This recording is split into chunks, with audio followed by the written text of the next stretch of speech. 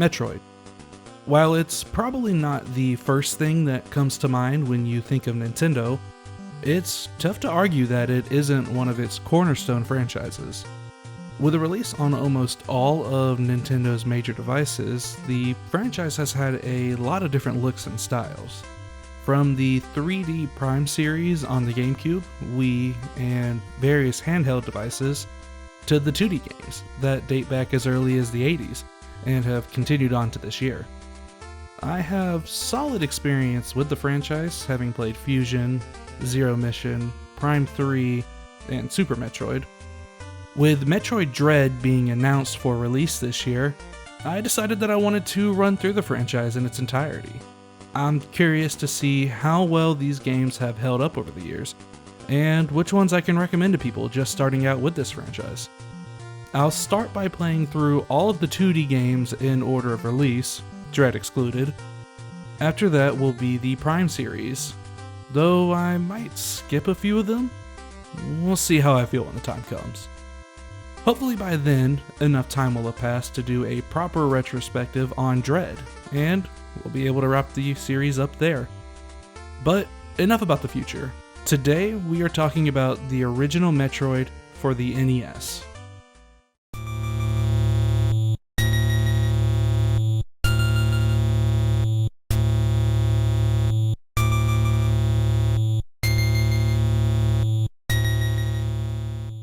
Metroid first released on the Famicom on August 6, 1986 in Japan.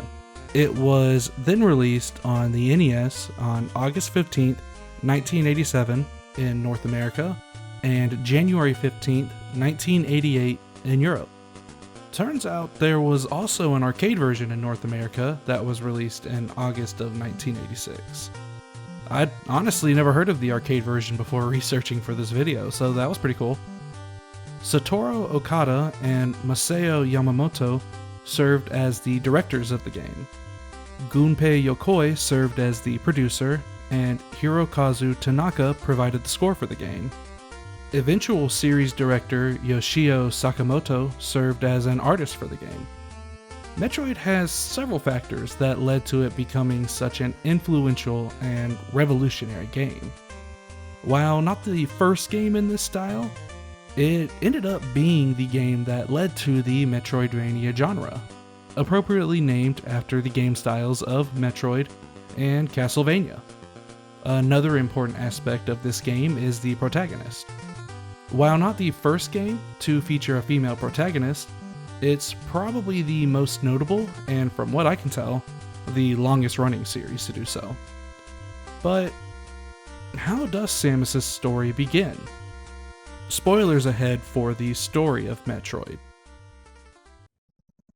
The backstory for Metroid isn't anything too unusual by today's standards. The Galactic Federation discovered a new species called Metroids on the planet SR388. The Metroids are found in suspended animation, but if they are exposed to beta rays for 24 hours, they will awaken from their stasis and begin to multiply. The Galactic Federation theorized that the Metroids were responsible for wiping out the civilization of SR388 and decided to transfer the newly discovered species to Earth for further study. While en route to Earth, space pirates ambushed the researchers and stole the Metroids. They then took the Metroids back to their base on the planet Zebes? I'll just go with Zebes. Let me know if I'm wrong. And began waking them up and multiplying them. The Galactic Federation launched a counterattack, but were unable to gain much ground. As a last resort, they decided to send in Samus Aran, the greatest of all space hunters, to infiltrate Zebes and take out the leader of the space pirates, Mother Brain.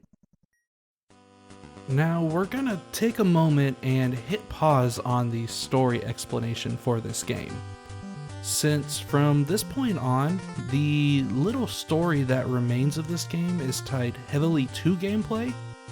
We'll go ahead and dive into that. I'll be honest and upfront, I did not enjoy this game much. It's a game that came out in 1986, and it very much feels like a game that came out in 1986. I tried to be as fair with this game as I could, but I just didn't have a whole lot of fun. That being said, there were some positives for this game, and I will make sure to talk about those as they come up. As stated earlier, Metroid takes place on the planet Zebes. Zebes itself is broken down into 5 major sections: Brinstar, Kraid's Lair, Norfair, Ridley's Lair, and Torian. As stated previously, the goal of the game is to take out Mother Brain, which is located in Torian. Access to Torian is restricted though. Barring some kind of sequence breaking, the player will have to defeat the 2 mini-bosses of the game, Kraid and Ridley. Kraid is appropriately located in Kraid's Lair, while Ridley can be found in Ridley's Lair. I bet you couldn't figure that one out. But there is a twist. Unlike Kraid, you aren't able to access Ridley's Lair directly from Brinstar. You first need to find the elevator to Norfair, then find another elevator that will take you to Ridley's Lair. Once both bosses are taken care of, access to Torian is then open. But we're getting a little ahead of ourselves. Let's roll this back to the start of the game. To say the actual gameplay is challenging would be a bit of an understatement in my opinion. When the game starts, you begin with 1 energy tank at 30 health, the short beam, and that's really it.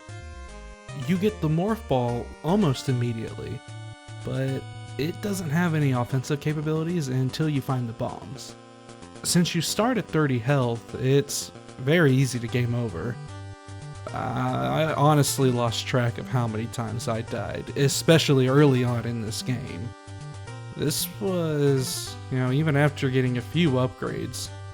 And once you game over, you start back at the beginning of whatever area you are in with 30 health, ready to repeat the cycle all over again. It's an incredibly frustrating loop that really only serves to pad the game's length in my opinion. Also, filling up your health bar is really hard to do. To replenish your health, you need to kill enemies. They drop 2 types of items, one that replenishes your health, and another that gives you missiles, once you have missiles of course. One of the main issues with that is that those item drops are very inconsistent. If your missiles are full and you have low health, there's still a chance that more missiles will drop. You also just might not have any item drop at all. If that wasn't enough, the amount of health replenished is incredibly small. Most enemies drop only 5 health. Some will give you 20, and even fewer will give you 30. If I'm being honest, I have no memory of energy drops that gave me 30 health. I may never have encountered them for all I know. With most enemies only giving you 5 health, it takes forever to fill your energy tank, especially once you get multiple. Fighting energy tanks are nice because they completely replenish your health, along with essentially giving you an additional health bar. That being said, if you game over, you're back to 30 health, regardless of how many energy tanks you have. I've mentioned missiles a few times already. They are an essential upgrade for beating this game. At the beginning of the game, you can only open blue doors. Once you have missiles, you can open the rest of the colored doors. Red doors are the most common and will cost you 5 missiles to open. There is also a yellow door and a purple door that each cost 10 missiles to open. To acquire missiles, all you need to do is find a missile expansion. That's pretty easy to do. You'll start out with 5 after you find your first one, and each subsequent find will reward you with an additional 5. You will also gain an additional 75 when you beat Kraid, along with another 75 after beating Ridley. There are many other upgrades you can acquire throughout the game. The long beam upgrades your beam so that it shoots further than a few feet in front of you. Seriously, the normal beam is an absolute joke. That thing's like a pea shooter. The ice beam freezes enemies at the cost of having the damage you do to enemies. The wave beam changes your beam so that it shoots in a weird squiggly pattern and passes through solid objects. While the long beam stacks with the other beams, the ice beam and wave beams do not stack. If you have one and pick the other up, you'll lose the one you had originally. There are 2 ice beam upgrades in the game and 1 wave beam upgrade. The way the game is set up, it seems to encourage you to get the ice beam first for Kraid's lair, then get the wave beam for Ridley's lair, and then get the ice beam back for Torian. This is how I would recommend someone to go about it. The rest of the items that you can get are the bombs, the high jump boots, the screw attack, and the Varia suit. Not only do the bombs allow you to have offensive capabilities while in the morph ball, they also allow you to access certain areas you wouldn't normally be able to get to. For example, barring using glitches, you'll have to get bombs to access Kraid's lair. You can also use bombs to propel yourself up while in morph ball form. This can be used for various purposes, ranging from progressing in the game to finding secret items. The high jump boots are pretty self-explanatory. They let you jump higher and are helpful for exploring. The screw attack and the Varia suit are tied, in my opinion, for the most helpful items in this game. The screw attack envelops Samus in energy when she jumps, allowing her to one-shot most enemies, just by jumping into them. Even better, she doesn't take damage when she jumps into them. Usually. The Varia suit reduces the damage that Samus takes by half. While still difficult to survive in this game, having the Varia suit certainly makes it easier. So that's all the items that you get to use in this game, but we still haven't talked much about actually playing the game. The game starts you about as far to the left of Brinstar as you can get. As soon as you start the game, you're presented with a choice. You're standing in the middle of the screen, Samus is facing you, and you can either go left or right. If this is your first time playing the game, you likely have no clue what the layout of Brinstar is. The map in the manual is fairly vague, so it isn't obvious which way you should go. Initially, it seems like the choice isn't really that important. But this choice is actually where Metroid takes its first opportunity to try and teach its most important lesson. Even as a kid, before I knew anything about the game, I would always go left. I assume the reason that I made that choice was because I'm left-handed, so my brain is just wired to operate a little differently from most. But typically people are more inclined to go right when faced with a choice like this. In fact, you'll typically find that stores, malls, and things of that nature are laid out and designed with that in mind. So I assume in a situation like this, a new player would naturally be more inclined to go right at the start. In fact, they'd actually be able to make a bit of progress before encountering their first roadblock. In this instance, it's a tunnel that the player is too big to enter in their current state. This forces the player to backtrack to the starting room and go left. Doing so rewards them with the Morph Ball upgrade, which then allows the player to enter the tunnel and proceed further into Brinstar. This teaches the player that exploration is not only rewarded, but sometimes is also necessary to advance in this game. But what about players who go left though? Well, in the end, they have an opportunity to learn the same lesson. How so?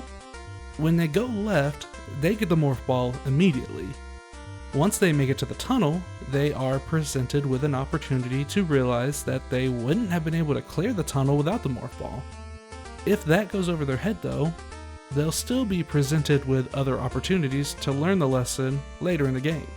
Now that the first roadblock is cleared, the next few things you'll likely do is find the long beam, find some missiles, and find the bombs. I cannot stress to you enough how nice it is to find the long beam. It makes Samus's arm cannon actually feel like a weapon. The missiles, as mentioned earlier, are essential for clearing this game, and it isn't too hard to find a lot of them. Finally, once you have the bombs, exploration will really open up. Brinstar has multiple areas where you need to bomb the floor to reach items or other areas. In one section, there are 2 rooms with 1 layer of floor and what looks like lava underneath them. The lava in this room is actually fake though. What you need to do is find the bombable spot on the floor and then fall down and explore these areas. One of these rooms will reward you with the ice beam after some exploration. The other one appears to be a red herring from the best that I could tell. This room was actually rage-inducing for me. I got to the bottom of it and quickly figured out that there was no reason for me to be here. To get out, you have to shoot blocks out of the wall and jump up along the wall, shooting more blocks as you go. If you have the ice beam, there are some enemies that can be frozen to help make the jumps a little easier. And once you get to the top, you need to jump to a space on the fake lava that you can stand on. From there, with a little bit of work, you should be able to get out. I despise this room so much. It completely wasted my time since there was nothing of value in it and I was stuck in it for so long. Another issue is that the blocks you shoot to climb up have to respawn. If they didn't and you messed up, you could potentially be stuck down there permanently. But sometimes these blocks like to just spawn back in while you're standing there, and it's super annoying. They also like to spawn in while you're trying to jump to wherever you're jumping to, and they can block that jump, thus making you fall all the way back to the bottom. When you die in this game, you start back at the beginning of whatever area you are in. When I fell down into this pit though, I actually had a decent amount of health. Because of that, I couldn't really kill myself to escape either. So that's another exploit I couldn't use to get out of this room. The spot you can stand on where the fake lava is also an issue. There isn't anything to really indicate that it's there. You just have to take a leap of faith. All in all, this room only served to piss me off, and it probably shouldn't have existed in this game. Enough about that though. Now that we have the bombs, we're finally able to head into Kraid's lair. Just like in the fake lava rooms, there is a room towards the start of Brinstar with a bombable floor. This opens up a long cavern, and at the bottom, you'll find a door that leads to the elevator to Kraid's lair. There isn't really too much to note about Kraid's lair. You can find more missile expansions and energy tanks. Apparently there's a fake Kraid somewhere here too. I never encountered it, thankfully. It seems like it has the potential to be as annoying as the pit I talked about earlier. From what I read, the fake Kraid acts the same as the real one, but dies with one hit from a missile. Imagine beating that and then thinking you were done with this area. That'd be a fun surprise once you get to the entrance of Torian after beating Ridley. Especially when you go back to the fake Kraid's room and he's respawned. I'm starting to think the devs might have been a little cruel. The enemies as a whole here seem to be a little stronger, but I'm not sure if that's because they are actually stronger or just because the ice beam is that weak. Eventually you'll get to the room outside Kraid's, and the game decides to take pity on you. There is a single enemy that will constantly spawn, and with enough patience, you can ensure that you have full health and missiles going into the Kraid fight. Just be prepared to be there a while filling up. The boss fight with Kraid was very frustrating for me. Kraid fires projectiles at you that hurt quite a bit, and you need to lay into him with missiles to kill him. The projectiles fire horizontally and in an arc. Seems relatively simple. The only issue is that his projectiles block the missiles and he shoots them out at a pretty quick rate. What you need to do is freeze those projectiles, then position yourself correctly to spam missiles into him. At least, that's the strategy that I implemented. And when I say spam, I mean spam. It takes quite a few. If that was it though, I wouldn't have too many complaints about this fight. He hits hard, but it's a boss fight, so that's expected. The biggest issue that I have with this fight is the lava placed on each side of his platform. If you aren't careful, his projectiles can knock you into it, and the platform is too high to jump out of the lava if you don't have the high jump boots. Meaning, for players who go to fight Kraid first, kinda like the game seems to imply you should, falling into the lava is guaranteed death. The cruelest part of it all though, is that there is an energy tank hidden down there. If you grab that tank and can't get out, it just prolongs your inevitable death. Thank God that I was playing this game on the Switch. If it wasn't for the rewind feature this game has on the Switch, I never would have beaten it. Like seriously, I don't think I could have beaten it. Getting all the way to Kraid just to get knocked into the lava and die, and then be forced back to the start of Kraid's lair to do it all again, would have broken me. I have a lot of respect for the people who beat this game on original hardware. They are either way more skilled than me, way more resilient, or likely they're both. So that wraps up Kraid's lair. It was at this point that I decided I was tired of being so weak. So that means it's upgrade hunting time. First things first, we need the high jump boots, so it's off to Norfair to find them. Eventually we get them, and it's back to Brinstar for the Varia suit. Now that I take less damage, we're only missing one last thing to really bust this game open. So we go back to Norfair to find the screw attack. Getting these 3 items, especially the Varia suit and the screw attack, were game changing. Honestly, this was the point where I actually started to have fun with this game. Being able to decimate rooms of enemies with little to no effort was incredibly rewarding after the slog that was the early part of this game. That being said though, I still feel like the early parts of this game didn't need to be as bad as they were. If the start of the game had been easier, could it have hampered the overpowered and satisfying feeling I felt after getting these items? Possibly, but I don't think it would have been significant enough to negatively influence the game. If anything, I think an easier start of the game would have been a positive influence. But enough about that, we still have another mini-boss to deal with. So now that we're tricked out and ready for anything, we head off to find the wave beam. At this point, I had gotten used to the reduced damage from the ice beam and found the utility it had with freezing enemies to be pretty useful. But I knew there was a wave beam and a second ice beam, so I figured the wave beam had to have some fairly important use. We'll save the details on the wave beam for just a little bit though. Now that we have everything we need, we find the elevator to Ridley's lair and go off in search of him. Finding our way to him is a little like a maze, but we eventually make it. It's here that the devs take pity on us once again. The Ridley fight in this game is incredibly easy, thanks to the wave beam. Against normal enemies, the wave beam seemed to have questionable use for me. Even though the damage output seemed to be back to normal, the pattern the beam shoots in makes it seem like it misses a lot of enemies it should hit.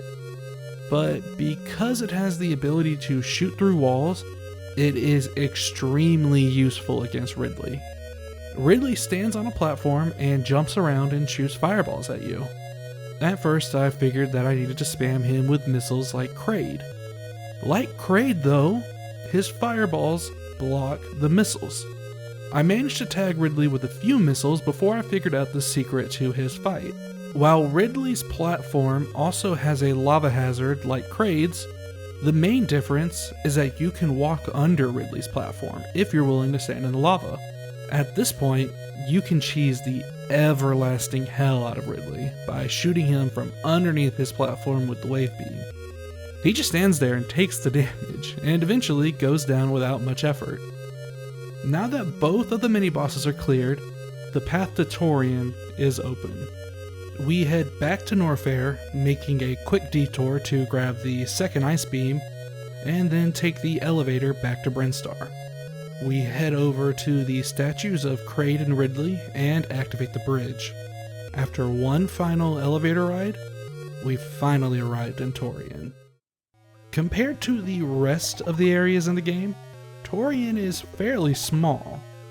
That being said though, the corridors are long and filled with dangerous enemies.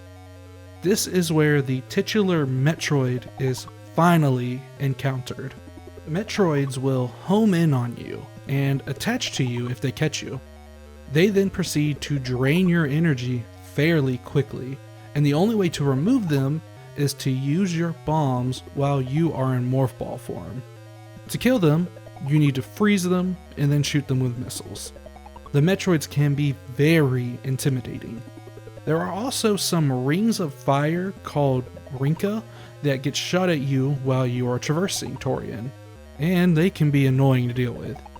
Eventually though, you make it to Mother Brain's room. Getting to Mother Brain isn't easy though. There are several barriers between you and Mother Brain called Zebatite. You need to remove these barriers by firing missiles at them.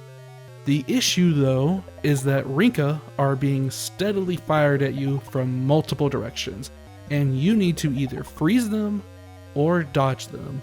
If you damage the Zebatite with missiles and then take too long to damage it again, it will start to regenerate back to full health. After making your way through several barriers, you'll finally find yourself in front of Mother Brain. To kill Mother Brain, you'll need to, surprise surprise, pump it full of missiles, all the while dodging even more Rinka. This whole section was extremely challenging, and I had to make even more use of the rewind function to clear it. Eventually you damage Mother Brain enough, and the battle is won. But the game is not finished yet. With the defeat of Mother Brain, the self-destruct sequence for the base is initiated, and you need to quickly escape to the top of the final corridor before the timer runs out. Once you make it to the top and escape the exploding base, you are greeted by an end screen that varies in amount of fan service depending on how much time you took to complete the game. And that's it. That's Metroid. But the conversation isn't over quite yet. There are still a few more things I want to cover. I know that I discussed some of the issues that I had with this game earlier, but there are a few more things that I haven't hit on yet. Some of the other things that hindered my experience was how the game can get very laggy and models will just disappear sometimes. I noticed whenever there were, solid number of enemies moving on screen, the game would start to chug, and that wound up killing me a few times. I couldn't figure out what made the models disappear, but it was really annoying to be running through a room and then Samus would vanish all of a sudden. Both of these issues feel like hardware issues, so I don't think I can really hold them against the game. But I was playing on the Switch's NES catalog, so you'd think that wouldn't be an issue. But what do I know? Bit of a side tangent here, but I remember seeing that a review of this game praised it for having tight controls. And maybe for back then, the controls were tight. But I remember thinking to myself multiple times as I played Metroid, these controls are not tight. There were times where Samus would feel like she was slipping and sliding across platforms, and the lack of a crouch in this game really made precise play difficult. I know it isn't really fair to hold a game from 1986 to today's standards, but the whole point of this video is to see how well the game held up, and if I'd recommend it to someone else. Unfortunately, sometimes I have to compare it to modern games and controls to accomplish that goal. The lack of a map in this game can be quite difficult to deal with. While the manual does sort of provide one, it's very vague, and it doesn't provide you with information you need for this game. I tried to play it as long as I could without looking up a map, but it just got too annoying to deal with as the game went on. Now, I want to talk about my biggest issue with this game. This game is very unfair, and I think the thing that sums that up the most is enemies being able to hit you as you transition through doors. The majority of areas in this game are separated by doors. When you go through doors, the screen slides to the new area, and then Samus walks through the other side of the door.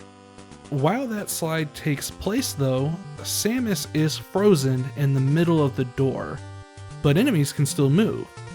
If an enemy follows you through the door, they will damage you, and if your health is low enough, they will kill you. I actually had this happen to me during my playthrough. I had just made it to the room with the high jump boots, but I was low on health. I walked through the door, but an enemy followed me through and did enough damage to kill me. I died looking at the high jump boots, and I was ready to lose my mind. I got put back at the start of Norfair and had to track all the way back to get those boots. After I died there, I had to put the game down for the rest of the night, and I was completely demoralized. This shouldn't be a thing. I genuinely can't tell if this is a hardware limitation or if the devs put this in on purpose. I want to say that it's just hardware limitations, but then I look at certain other parts of this game and I just don't know. Something that I feel I should touch on is this game's save system. Since I played on the Switch, I was able to utilize save states. Because of this, I never had to use the in-game save system. Essentially, to save the game, you have to game over. The game then provides you with a code that you can enter next time you play to take you back to where you were. I don't have a whole ton to say about this since I didn't use it. Just felt like something that should be brought up. The final thing that I feel should be brought up about this game is its soundtrack. The soundtrack was designed to be minimalistic in a sort of a way, and yeah, they succeeded in that. That being said, I am not a huge fan of this soundtrack. It feels, I don't know, disjointed, I guess is the word. I like the Bryn Star theme, but it doesn't really fit this game. This game is supposed to convey a sense of isolation, of dread, and the Bryn Star theme conveys a feeling closer to adventure. Meanwhile, the themes of the other main areas are more eerie, which fits the game more in my opinion. The title screen does a good job of symbolizing this too. It starts out incredibly eerie, but then transitions into something a little more... well, honestly, I'm not sure how to describe it. After this, it gets very upbeat and then is abruptly eerie again. It just seems to jump around a lot. All in all, I kind of find this soundtrack to be more forgettable than anything else. So, here we are. Those are my thoughts on the original Metroid. But the questions posed at the beginning of this video remain unanswered. How well does this game hold up? And would I recommend it to someone else? Honestly, not too well, and absolutely not. If I haven't made it perfectly clear yet, I did not enjoy my time with this game. Look, I get that this game was revolutionary at one point, but that isn't really relevant to this discussion. There are just too many issues with this game, and I feel like I'd be doing a disservice to someone if I recommended this game to them. I have a lot of respect for what it did and the franchise that it launched, but I never want to touch this game again. That being said, I know how good this series gets, and I am so excited to get to those games and to talk about those games. And I'm even more excited to experience the games that I haven't even seen yet. For those of you who have made it this far into the video, thank you. I greatly appreciate it. I had an absolute blast making this. I have no doubts that there will be people who disagree with my thoughts about this game, and if you are so inclined, leave a comment about that. I'd love to see what other people think of this game, and I'm more than willing to continue the conversation. All that I ask is that you keep things civil. If you enjoyed this video, please leave a like and subscribe so that you can stay up to date on the content that we are putting out. On the next installment of the series, we will be taking a look at Metroid 2, Return of Samus. Until next time, see ya!